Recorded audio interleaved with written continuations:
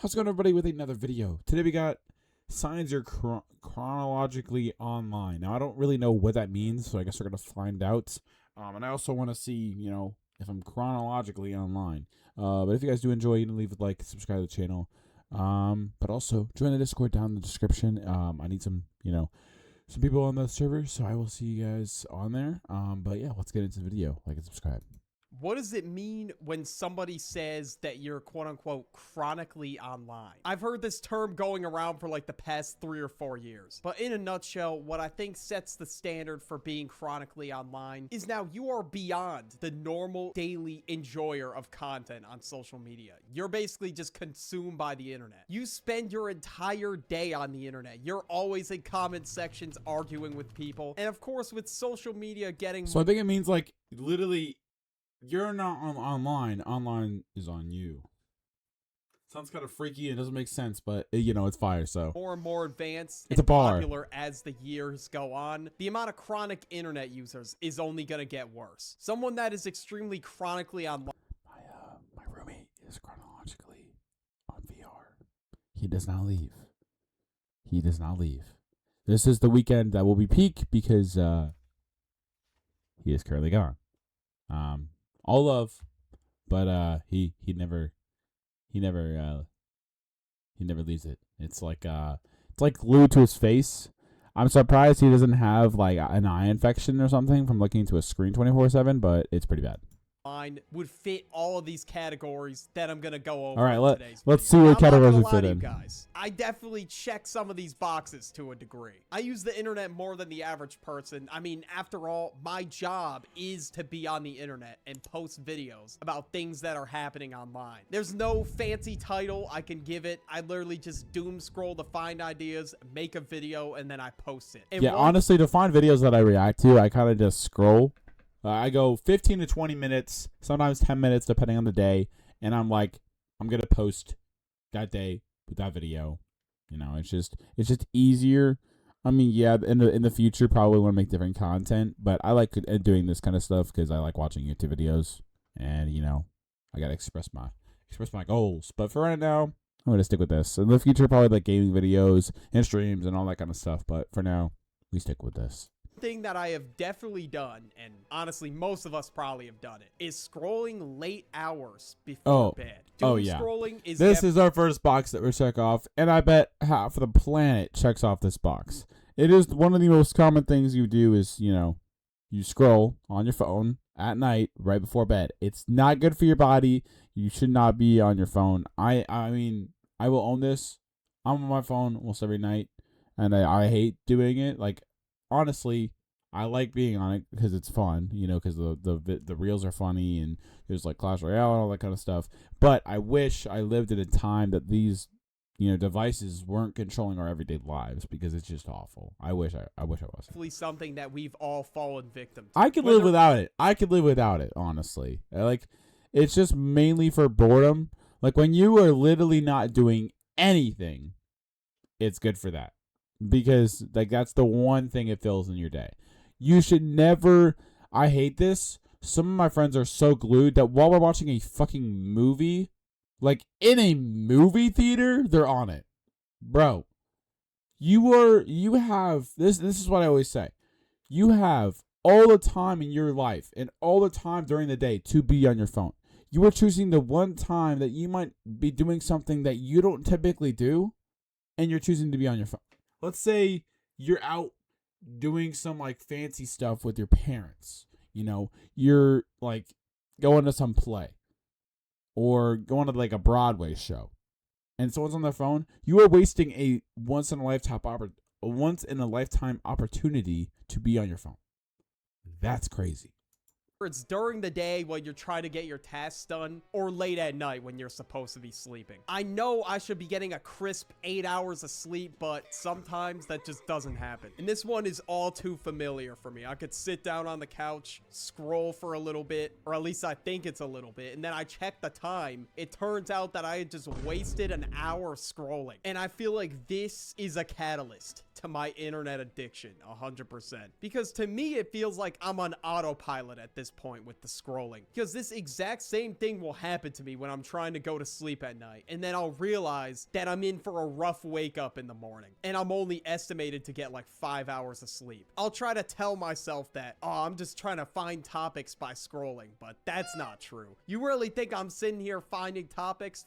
No. If I was, I would probably be posting more videos. That's just not the case. And I feel like in some cases, especially mine, scrolling for too long can definitely affect my attention span, which is the next thing that can determine if you're chronically online. Attention spans have been downwards. There's like a lot of those on it's really bad to say, but there's a lot of like tests to see how good your,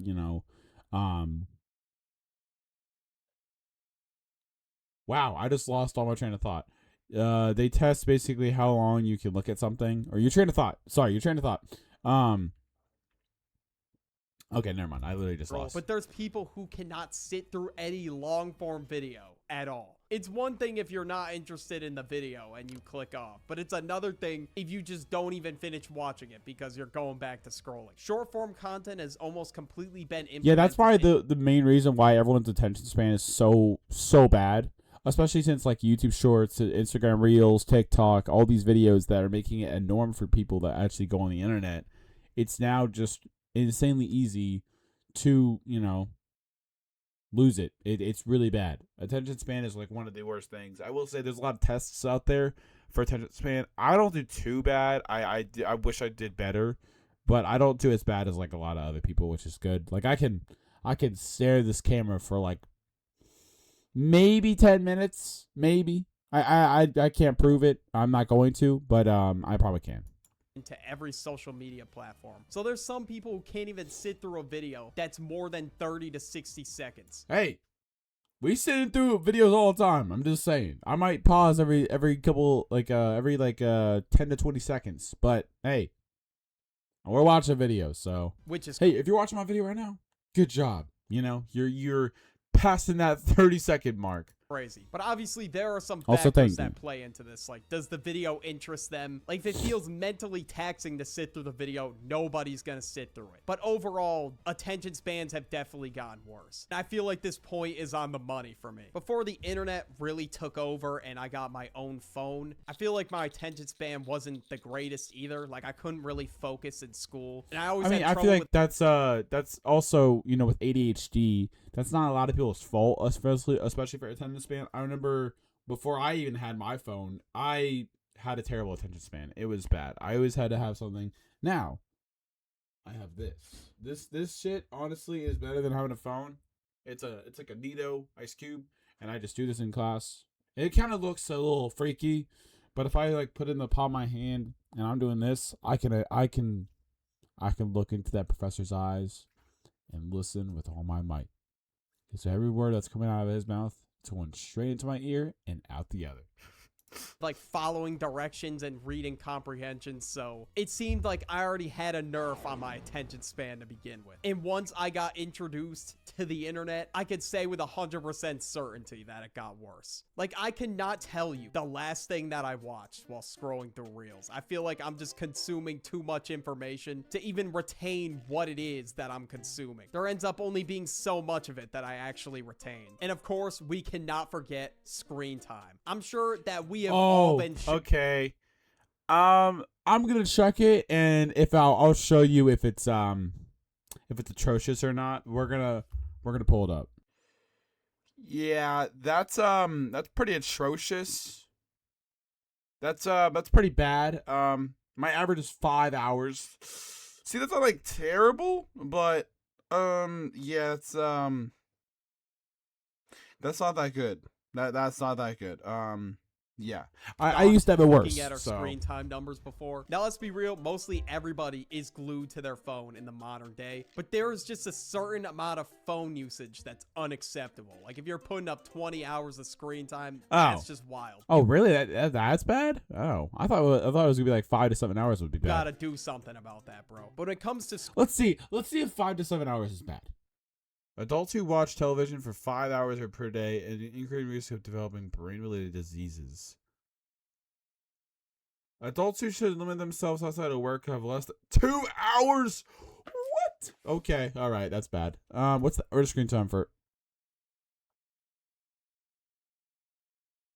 Oh, huh, nice. We in the below average. I'll take that. Screen time, I'm putting up like 5 to 6 hours a Okay. day, which isn't good either. But when it comes to my computer, I don't even want to know. I definitely have like record-breaking numbers on here. And for me, I feel like it's getting to a point where it's starting to become an addiction. Because even when my friends are over or I'm at a family function or something, there are times where I will just be scrolling Reels or TikTok. And at this point, it's like a command that was coded into me, and I'm just scrolling through Reels and shit. And instead of I will say, time, the one good thing about my friends being on their phones, even though they probably shouldn't be at the time, they're at least playing Clash Royale, so at least it's something good. I'm with friends and family like I should be. I'm over here sending my brother stupid ass memes that I definitely could have waited to see. For most people, they feel the same way. And some people may feel like that they are on an even higher level than I am. They feel like they're always on the internet no matter what. Although it catches me off guard whenever a brain rot term is mentioned in a conversation with somebody, I gotta remember that there are people out there that are D1 scrollers, and these people cannot be stopped. Like they're that one unemployed friend that's constantly sending everybody reels like it's their full-time job. And for some people, it could get to a level to where they're speaking only in brain rot terms. Like they cannot even have a serious conversation. Oh yeah, Now, I don't know wrong, what flow state is, but we're gonna cover that in the next video. I don't really know what it is, but I wanna know what it is. I'm curious. I've seen it everywhere, but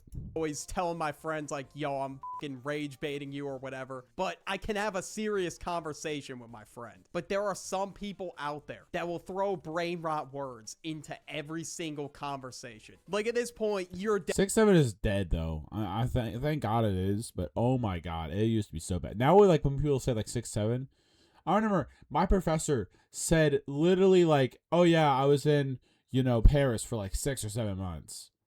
I didn't hear a single kid say anything. I was like, oh, this is so nice.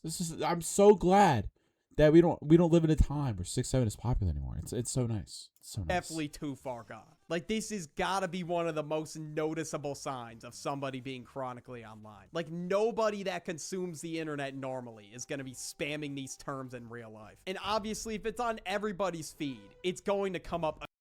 So I'm writing an essay on cats. Cats in art history. I'm an art history major. Occasionally in conversation. Nobody's gonna be able to escape it. Every time they open the app, they're seeing it. So obviously, it's going to be talked about at some point. And especially if the news is talking about it. Like, I'm sure every one of you watching this video heard 6-7 in real life, at least once. And as annoying as it was, there was no escaping it. It was gonna happen. And as you know, we've decided it's a 2025 exclusive. Nobody is saying this in 2026. Some people, however, knew this meme when it was niche. Matter of fact, they know every single niche meme. Old, new, it doesn't matter. They know it. They will know of meme. Dude, one of my friends, I'm at a time in my life where I'm a little behind on some memes. Except for the like other than the hella money, like other than that, I don't really know what other memes are happening right now. And it's an experience that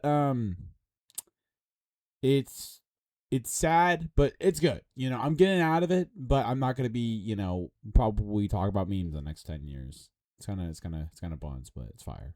Weeks in advance before it even gains some kind of popularity. They're just posted up scrolling and finding new memes all day. And I'm convinced these are the people creating and spreading these new memes. And this is why I feel like I'm late to the party every single time a new meme drops. Like I'm never an early adopter to one of these memes. And I feel like I'm putting it in videos weeks after it's even relevant. Now, not only are there people out there that are extremely tapped into memes, like a crazy level of tapped in, there's also people who are aware of all the news for the unemployed going on as well. If you know every single new drama that's happening online, you're all caught up with it, you gotta be chronically online. Now, don't get me wrong, it's pretty easy to keep up with what's going on due to the trending tabs on Twitter. We're gonna have a little intermission for, I guess not intermission, but we're gonna open a pack. Here we go, because I got a pack opening, so You guys can see this.